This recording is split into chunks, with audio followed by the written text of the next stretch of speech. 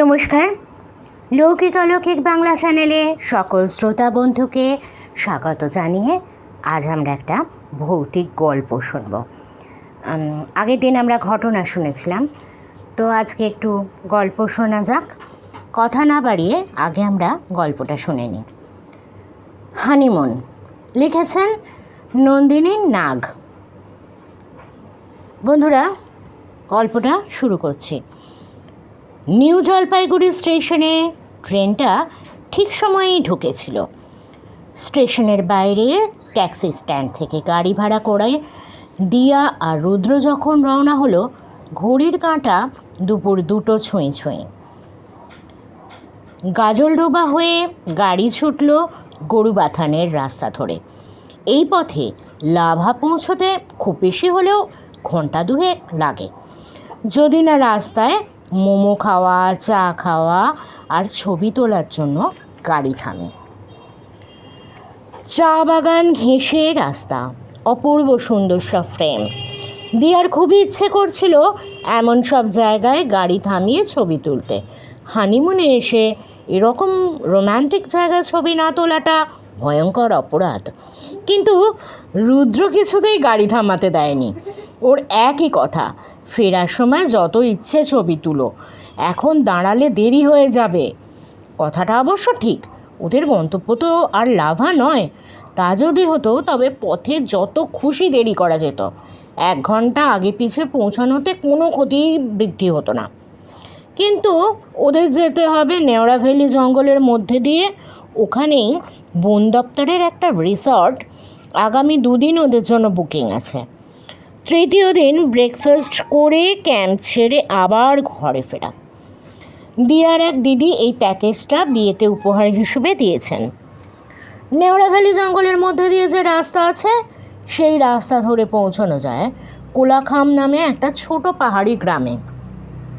তবে এই পথে যেতে গেলে বন বিভাগের অফিস থেকে অনুমতি নিতে হয়। সেই অফিস লাভায়। দেরি হয়ে গেলে পাছে অফিস বন্ধ হয়ে যায়, তাই রুদ্রর এত তাড়া।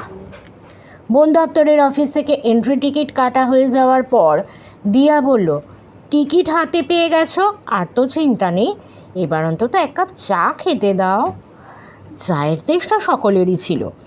দিয়ার প্রস্তাব কানে যাওয়া মাত্র ড্রাইভার গাড়ি দাঁড় করিয়ে সামনে চায়ের দোকানে দাঁড় করিয়ে দিল। রুদ্র কোনো আপত্তি করলো না। চা খেয়ে গাড়িতে উঠল ওরা। চেকপোস্টে টিকিট দেখিয়ে জঙ্গলের রাস্তা ধরল। যেতে যেতে দিয়াকে রুদ্র বলল, এই জঙ্গলে রেড পান্ডা আছে শুনেছি, কপাল ভালো হলে দেখা পেয়ে যেতে পারো। দিয়া ড্রাইভারকে জিজ্ঞাসা করলো, আপনি তো এই রাস্তা দিয়ে প্রায়ই আসা যাওয়া করেন, আপনি দেখেছেন কখনো? না ম্যাডাম, ওরা খুব লাজুক প্রাণী, মানুষের কাছাকাছি আসতে চায় না। তবে আমি লেপার্ড দেখেছি বেশ কয়েকবার। লেপার্ডের কথা শুনে ওরা নড়ে চড়ে বসলো।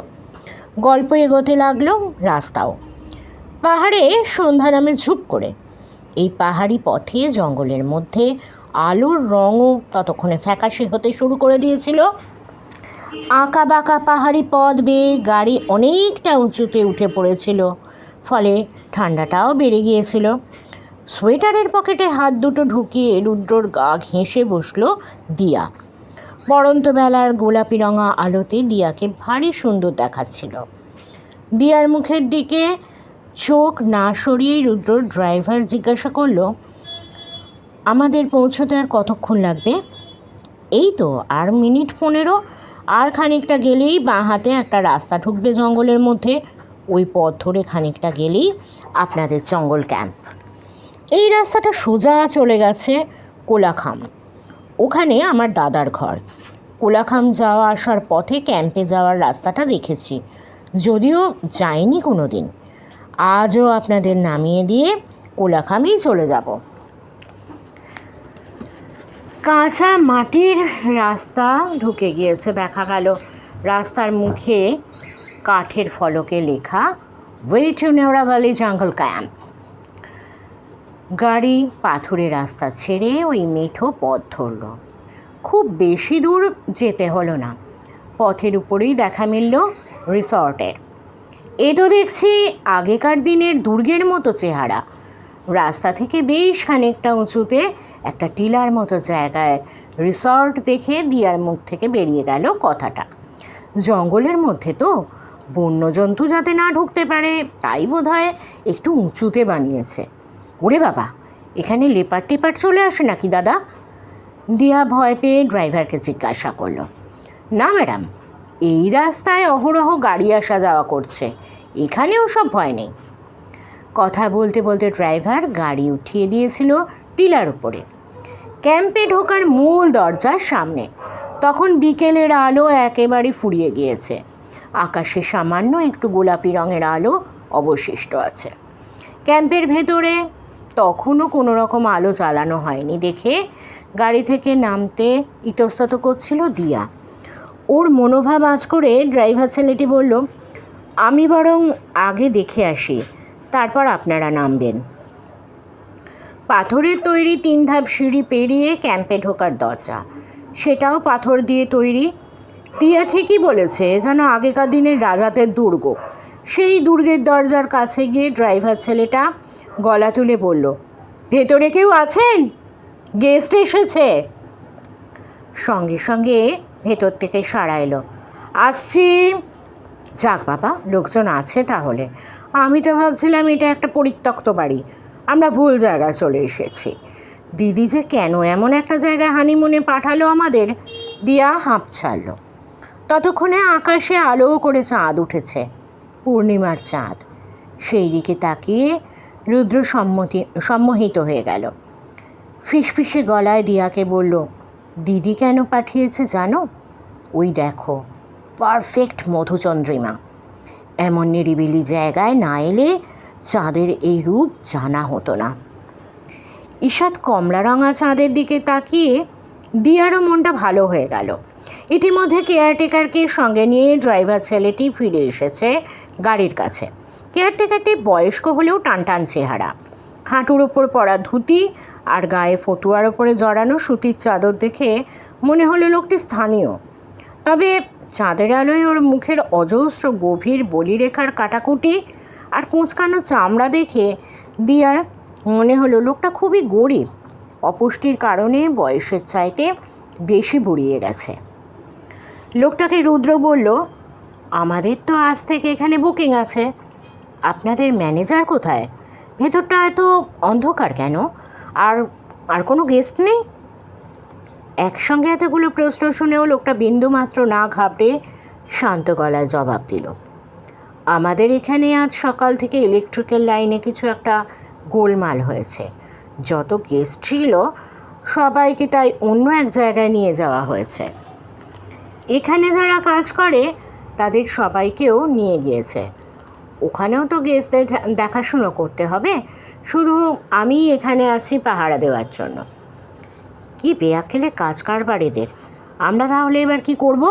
ম্যানেজারের তো উচিত ছিল আমাদের খবরটা জানানো, আমাদের জন্য কিছু একটা ব্যবস্থা করে রাখা। দিয়ার গলায় উষ্মার স্বর। লোকটা আশ্বাসের স্বরে বলল, আপনারা রাতটা এখানে থেকে যেতে পারেন ম্যাডাম, ঘরটা সব পরিষ্কার আছে, আমি খাবার বানিয়ে দেবো, কোনো অসুবিধে হবে না। সকালে তো লোক আসবে ইলেকট্রিকের কাজ করতে, তখন ম্যানেজারও আসবে। লাইন মেরামত না হলে ম্যানেজারের সঙ্গে না হয় নতুন বাড়িতে চলে যাবেন। প্রস্তাবটা মন্দ নয়, তবু মনটা একটু কিন্তু কিন্তু করছিল রুদ্রর। তাই ও বলল, ম্যানেজারকে একবার ফোন করে কথা বলে নিলে হয় না? আমার তো ফোন নেই, অফিসের ফোনটাতেও চার্জ নেই, আপনিই বরং করে নিন। রুদ্র বুকিং স্লিপের ওপরে লেখা নাম্বারটা ডায়াল করলো, তবে লাইন লাগলো না। সম্ভবত নেটওয়ার্কের সমস্যা। দিয়ার জায়গাটা বেশ ভালো লেগে গিয়েছিল, সঙ্গে পরিবেশও। তাই ও বলল, উনি যখন বলছেন সব ব্যবস্থা করে দেবেন, তখন এখানেই থেকে যায় না, কাল না হয় অবস্থা বুঝে ব্যবস্থা করা যাবে। কিন্তু আলো নেই যে, আলো ছাড়া থাকবো কী করে? রুদ্রর অস্বস্তি যাচ্ছিল না। দিয়া হালকা গলায় বলল, কি দাদা, স্টকে মোমবাতি আছে তো? তাছাড়া আকাশে তো চাঁদ আছেই। দিয়ার কথায় ঘাড় নাড়ল লোকটা। মোমবাতি আমাদের সবসময় রাখতে হয় ম্যাডাম, জঙ্গলের মধ্যে তো, কারেন্ট এই আছে এই নেই। ওহ দারুণ, আজ তাহলে ক্যান্ডেল লাইট ডিনার করবো আমরা। মালপত্র নামানো হয়ে গিয়েছিল ততক্ষণে। ড্রাইভারকে ভাড়া মিটিয়ে লোকটার পিছু পিছু দুজনে ভিতরে ঢুকলো। চাঁদের আলোয় পরিষ্কার দেখা যাচ্ছিল সব কিছু। ওরা দেখল লোকটা ঠিকই বলেছে, ঘরগুলো সব ফিটফাট করে সাজানো আছে। ঘরের বাইরে ছোট ছোট বারান্দায় কাঠের চেয়ার পাতা, তার পাশে ফুলের টব। রান্নাঘরও সুন্দর করে গোছানো। চাঁদের আলোয় পরিষ্কার করে মেজে রাখা বাসনপত্রগুলো চকচক করছিল। বেশ ভালো লেগে গেল দিয়ার। লোকটার কান বাঁচিয়েও বলল, কি রোম্যান্টিক না, দিদির চয়েস আছে, সবই আছে এখানে, কেবল মানুষগুলো ভ্যানিশ, যেন কেউ জাদু করেছে। আমরা সেই স্লিপিং বিউটি গল্পটার কথা মনে পড়ে গেল জানো। ওদের কথার মধ্যেই কেয়ারটেকারের গলা পাওয়া গেল, নিচে থাকবেন না উপরে। ওরা তাকিয়ে দেখলো পাশ দিয়ে সিঁড়ি উঠে গিয়েছে ওপরে। কাঠের তৈরি ঘর দেখা যাচ্ছে। সিঁড়ির প্রতিটি ধাপ ফুলের টব দিয়ে সাজানো, ঠিক যেমন পাহাড়ের বাড়িগুলোতে থাকে। রুদ্র বলল, ওপরে থাকাই তো ভালো, চারপাশটা আরও ভালোভাবে দেখা যাবে, তাই তো দিয়া? দিয়া ঘাড় কাত করল। পাথরের সিঁড়ি দিয়ে ওপরে উঠে ওরা মুগ্ধ হয়ে গেল। জ্যোৎস্নায় ধুয়ে যাচ্ছে খোলা চাঁদ। খোলা ছাদ, গাছের পাতাগুলোকে মনে হচ্ছে যেন রূপোর তৈরি, অপার্থিব। ভাগ্যিস ওদের ইলেকট্রিকের ইস্যু হয়েছিল, তাই তো এত সুন্দর জায়গাটা আমরা দেখতে পেলাম, নইলে তো লোকজনের কিচিরমিচির আর ইলেকট্রিক আলোতে জায়গাটা ভরে থাকতো। এই জন্যই তো আমি বলি, সব খারাপের মধ্যে একটা ভালো লুকিয়ে থাকে। ওদের ঘরে পৌঁছে দিয়ে কেয়ারটেকার নিচে গেল। একটু বাদে ফিরে এলো চা আর মোমবাতি নিয়ে। ওরা তখনও ছাদেই বসেছিল। রাতে কি খাবেন, ভাত না রুটি? দেশি মুরগি আছে, বানিয়ে দেব। খাবারের অর্ডার নিয়ে লোকটা নিচে চলে গেল। ওরা দুজন ছাদেই বসে রইল। দিদিকে ফোন করে ধন্যবাদ দিতে চেয়েছিল দিয়া, এমন দারুণ একটা উপহার দেওয়ার জন্য, তবে ফোন লাগেনি। রুদ্র বলল, আমিও বাড়িতে ফোন করেছিলাম, লাইন পাইনি, নেটওয়ার্কের সমস্যা আছে এখানে। একটা রাত না হয় আমরা ফোনের নজরদারি দুনিয়ার বাইরেই থাকবো, কী অসুবিধে? স্টেশনে নেমে বাড়িতে তো জানিয়েই দিয়েছি, কাল সকালে টিলা থেকে নেমে সব জায়গায় ফোন করে দিলেই হবে।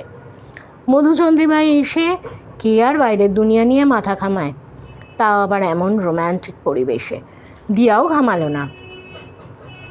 গরম গরম রুটির সঙ্গে চমৎকার দেশি মুরগির ঝোল বানিয়ে দিয়েছিল কেয়ারটেকার। একটু তাড়াতাড়ি খাওয়া দাওয়া সেরে নিয়েছিল ওরা। বাসন কোসন নিয়ে লোকটা নিচে নেমে গেছিল। বলে গেছিল, রাতে ঘর থেকে বেরোবেন না, চারপাশে জঙ্গল, শেয়াল টেয়াল বেরোয়। ট্রেন ধরার জন্যে ভোর রাতে উঠতে হয়েছিল, তারপর অনেকটা জার্নি, তাই তাড়াতাড়ি ঘুম পেয়ে গিয়েছিল আজ। ঘুমিয়ে পড়েছিল ওরা। জল পিপাসা বা টয়লেটে যাওয়ার প্রয়োজন কোনোটাই ছিল না। তবু মাঝরাতে ঘুমটা কেন যায় ভেঙে গেল দিয়া বুঝতে পারল না। ঘুম যখন ভেঙেই গেল, তখন জ্যোৎস্নায় ধোয়া বাইরের প্রকৃতি দেখার তাগিদে দিয়া বিছানা ছাড়ল।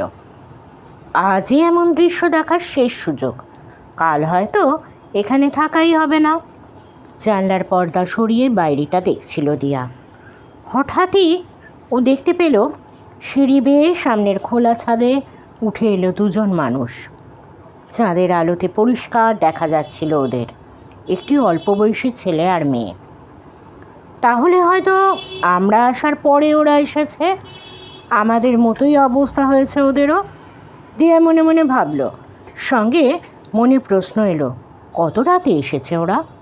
আমরা ঘুমিয়ে পড়ার পরে নিশ্চয়ই, নইলে তো গাড়ির শব্দ কানে আসতো, কিন্তু এত রাতে এলো কী করে? মেয়েটার 2 হাত ভর্তি চুড়ি আর মেহেন্দি, বিয়ের সময় অবাঙালিরা যেমন পরে। চাঁদের আলোতে দিব্যি দেখা যাচ্ছিল। বরের হাত ধরে হেঁটে আসছিল মেয়েটা। তার মানে এরাও হানিমুন কাপল। এরা কেমন চাঁদের আলোয় ঘুরে বেড়াচ্ছে, আর আমার বরটা কীরকম বিরসিক, দেখো ফসফসিয়ে ঘুমোচ্ছে। দিয়ার একটু হিংসেই হলো। লুকিয়ে লুকিয়ে অন্যের প্রেমের দৃশ্য দেখাটা উচিত হবে না ভেবে দিয়া জানলা থেকে সরে আসবে ভাবছিল, কিন্তু সেই মুহূর্তে ঘটে গেল ঘটনাটা। ওর আর জানলা ছিঁড়ে সরে আসা সম্ভব হলো না। দিয়া দেখেছিল মেয়েটা হাত ধরে ছাদের ধারে গিয়ে দাঁড়িয়েছিল ছেলেটা, তবে সেটা যে এই উদ্দেশ্য নিয়ে দিয়া বোঝেনি। হঠাৎই মেয়েটাকে মধুচন্দ্রিমায় নিয়ে আসা স্ত্রীকে পেছন থেকে একটা ধাক্কা দিল ছেলেটা। তারপর উঁকি দিয়ে নিচেটা দেখে নিয়ে সিঁড়ির দিকে এগোলো। চোখের সামনে এমন একটা ঘটনা ঘটতে দেখে দিয়ে এতটাই ধাক্কা খেয়েছিল যে ওর গলা শুকিয়ে কাঠ হয়ে গেছিল। গলা দিয়ে আওয়াজ বেরোচ্ছিল না, পা দুটোও ভারী হয়ে এক জায়গায় গেঁথে গেছিল। রুদ্রকে যে টেকে তুলবে শরীরে সেই শক্তিটুকুও ছিল না। যেহেতু দিয়া জানলা থেকে সরে যেতে পারেনি, তাই আরও একটি দৃশ্য ওকে দেখতে হলো। দিয়া দেখল ছাদের সিঁড়ির মুখে দাঁড়িয়ে আছে কেয়ারটেকার লোকটা। তার মানে সেও ঘটনাটা দেখেছে। সেই খাটো ধুতি আর ফতুয়া পরনে, তবে চেহারাটা যেন আরও শক্তপোক্ত। খুনি ছেলেটা দ্রুত পায়ে নামতে যাচ্ছিল, লোকটাকে দেখে থমকে গেল। আর লোকটা অবলীলায় ছেলেটাকে দু হাতে পাঁজাকোলা করে তুলে নিয়ে এগিয়ে আসতে লাগলো ছাদের কার্নিশের দিকে। ছেলেটা ছটফট করলেও নিজেকে ছাড়িয়ে নিতে পারল না। দিয়াদের ঘরের কাছাকাছি এসে এক মুহূর্তের জন্য থামল লোকটা। তখনই দিয়া ছেলেটার মুখ স্পষ্ট দেখতে পেল। চমকে উঠল দিয়া। যা দেখল ঠিক দেখেছে কি? নিঃসংশয় হবার জন্য দ্বিতীয়বার দেখার সুযোগ পেল না ও, কারণ ততক্ষণে ছেলেটাকে নিয়ে কার্নিশের ধারে চলে গেছে লোকটা এবং পলক ফেলার আগে নিচে ফেলেও দিয়েছে। পরপর দুটো হত্যাকাণ্ড দেখে দিয়া ভয়ে আতঙ্কে দিশেহারা হয়ে পড়েছিল। এই ঠান্ডাতেও ওর কপালে ঘাম জমে গেছিল। যেন কিছুই হয়নি এমন একটা ভাব করে লোকটা ফিরে যাচ্ছিল নিজের আস্তানায়। দিয়াদের ঘরের সামনে দিয়ে যাওয়ার সময় ও এমনভাবে চোখ তুলে তাকালো জানলার দিকে, যেন পর্দার পিছনে দিয়ার অবস্থানের কথা জানা আছে ওর। লোকটা কি কিছু বলতে চাইল? ওর চোখের দিকে তাকাতেই দিয়ার প্রচণ্ড অস্বস্তি শুরু হলো।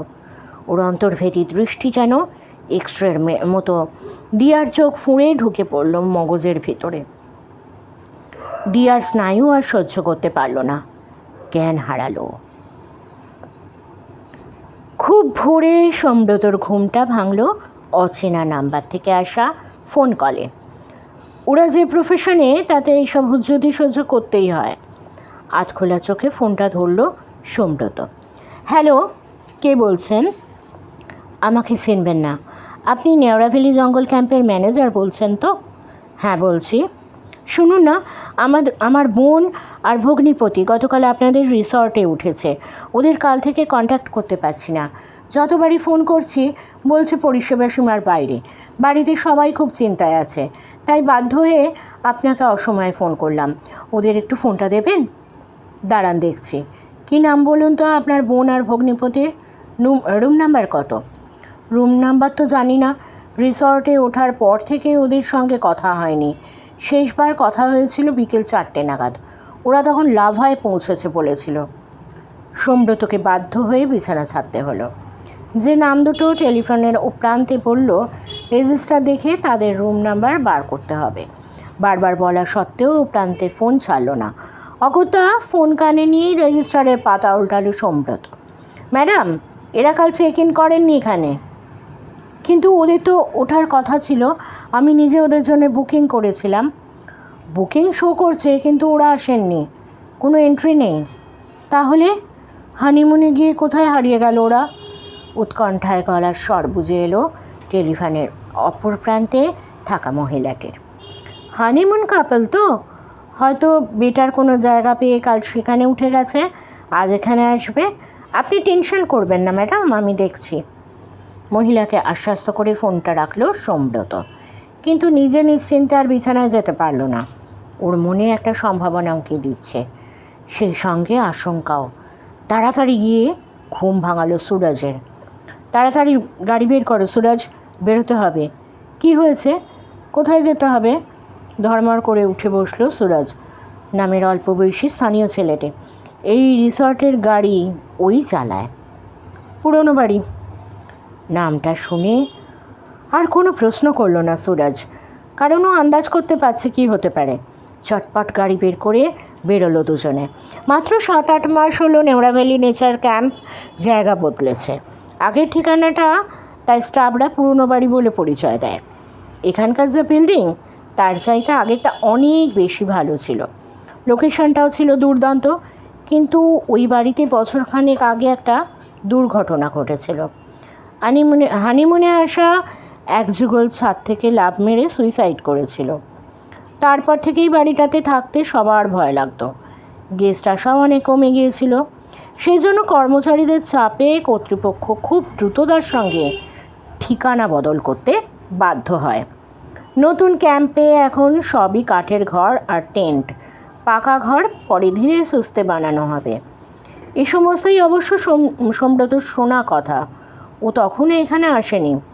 এখানে আসতে গেলে প্রথমে পুরনো বাড়িটা পড়ে বলে এখনও গেস্টরা মাঝে মধ্যে ভুল করে পুরনো ঠিকানায় চলে যায়। এটা জানা সত্ত্বেও কর্তৃপক্ষ কোনো ব্যবস্থা নেয়নি। আসলে বাড়িটা এত ভালো কন্ডিশনে আছে যে কেবল গুজব শুনে ওটা ভেঙে ফেলা সম্ভব নয়। বোঝে সম্ব্রত। পুরনো বাড়িতে পৌঁছে সম্ব্রত দেখলো দরজাগুলো সবই খোলা, যেমন সব সময় থাকে। বাড়িটা পরিত্যক্ত হলেও এখনও তাতে আগাছা জন্মায়নি কিংবা ধুলো আবর্জনার পাহাড় হয়ে যায়নি। উল্টে ঘরগুলো বেশ পরিষ্কার পরিচ্ছন্ন। দেখে মনে হতে পারে যেন কেউ এখানে বাস করে। এটা আগেও দেখেছে সম্ব্রত, আজও লক্ষ্য করলো। রুদ্র আর দিয়ার নাম ধরে ডাকতে ডাকতে ভেতরে ঢুকেছিল সম্ব্রত আর সুরজ। ওদের মন বলছিল এখানে পাওয়া যেতে পারে ওদের। ঠিক তাই, কয়েকবার ডাকার পর রুদ্র সাড়া পাওয়া গেল। এই যে আমরা ওপরে। ওরা দ্রুত পায়ে ওপরে উঠে এলো। আমি জঙ্গল ক্যাম্পের ম্যানেজার, আপনারা আমাদের গেস্ট। আমি গাড়ি এনেছি, চলুন। যাক বাবা, বাঁচালেন। আমি বেশ বিড়ম্বনাতেই পড়ে গেছিলাম। সকাল থেকে বারবার ডেকেও কেয়ারটেকারকে পেলাম না। এদিকে আমার স্ত্রী একটু অসুস্থ হয়ে পড়েছে, এখানে আর থাকতে চাইছে না। ওকে নিয়ে কিভাবে এখান থেকে যাবো বুঝতে পারছিলাম না। এদিকে আবার এখানে এসে পর্যন্ত ফোনও কাজ করছে না, নইলে কালই আপনাকে ফোন করতাম। সুরজ আর সম্ব্রত পরস্পরের মুখের দিকে তাকালো। ওদের মধ্যে চোখে চোখে কী কথা হলো রুদ্র বুঝতে পারল না। সম্ব্রত আবার তাড়া লাগালো। বুঝতে পারছি আপনার সমস্যাটা, এখন চলুন। আমাদের ওখানে পৌঁছে ম্যাডাম রেস্ট করবেন, তাহলেই সুস্থ হয়ে যাবেন। ওদের ব্যাগপত্র দ্রুত হাতে উঠিয়ে নিল সুরজ। গাড়িতে উঠতে উঠতে রুদ্র বলল, কেয়ারটেকারের সঙ্গে একবার দেখা করে আসতে পারলে ভালো হতো। এত অসুবিধার মধ্যেও আমাদের ভালো সার্ভিস দিয়েছে, ওর দেখা আর পাবে না। এতক্ষণের মধ্যে এই প্রথম মুখ খুলল দিয়া। ওর কথা শুনে সুরজ এবং সম্ব্রত পিছনে ফিরে তাকালো দিয়ার মুখের দিকে। সুরজ বলেই ফেলল, আপনি জানেন ম্যাডাম? ধীরে ধীরে মাথা নাড়ল দিয়া। আমি কাল রাতেই সবটা দেখেছি। এবার রুদ্র অবাক। কি দেখেছো তুমি? কই আমাকে কিছু বলনি তো? বললে তুমি বিশ্বাস করবে না জানি, তবু বলছি। এরা দুজন সম্ভবত ব্যাপারটা জানেন, তাই তুমি আমাকে বলতে পারবে না যে স্বপ্ন দেখে ভুলভাল বকছি। দিয়া আগের রাতে যা যা দেখেছে সবটাই বলল না কেবল একটা কথা, খুনি ছেলেটার মুখটা যে ও দেখেছিল এবং চিনতে পেরেছিল সেই কথাটা গোপন করে গেল। ওর কথা শুনে সুরজ বলল, আমরা জানতাম কেসটা সুইসাইড, পুলিশও তাই ভেবেছিল, তাই বলেছিল। বাকি পথ সকলেই চুপ করে রইল। বিশ্বাস অবিশ্বাসের দ্বন্দ্ব চলছিল সকলের মনে। কেবল দিয়ার মনের মধ্যে একটা অন্যরকম ঝড় বয়ে যাচ্ছিল। সেই ঝড় ওর মনের ভেতরটাকে দুমড়ে মুচড়ে দিচ্ছিল। ও বেশ বুঝতে পারছিল আজ থেকে ও আর কখনোই রুদ্রকে পুরোপুরি বিশ্বাস বা ভরসা করতে পারবে না, ভালোও বাঁচতে পারবে না আর আগের মতো, ঠিক যেমনটা বাঁচত এখানে আসার আগে। অথচ এই কথাটাও কাউকে বলতেও পারবে না। কেই বা এই আজগবি কথাটা বিশ্বাস করবে যে ওই কেয়ারটেকার লোকটা ছুঁড়ে ফেলার আগে খুনি ছেলেটার মুখটা ইচ্ছে করেই দিয়াকে দেখিয়ে দিয়েছিল, আর সেই মুখটা অবিকল রুদ্রর মুখ। এই ছিল আজকের গল্প বন্ধুরা। কেমন লাগলো অবশ্যই কমেন্ট বক্সে কমেন্ট করে জানাবেন। আর ভালো লাগলে লাইক দেবেন। আপনাদের একটা লাইক আমার নতুন ভিডিও বানাতে উদ্বুদ্ধ করে। আর আমার পরিবারে সকলেই একই ছাদের তলায় একই চ্যানেলের মধ্যে ভৌতিক গল্প, অলৌকিক ঘটনা, ভৌতিক ঘটনা, রহস্য গল্প একসঙ্গে শুনতে পান। তাই যারা ভাবছেন চ্যানেলটা সাবস্ক্রাইব করব কি করব না, তারা সাবস্ক্রাইব করেই দেবেন।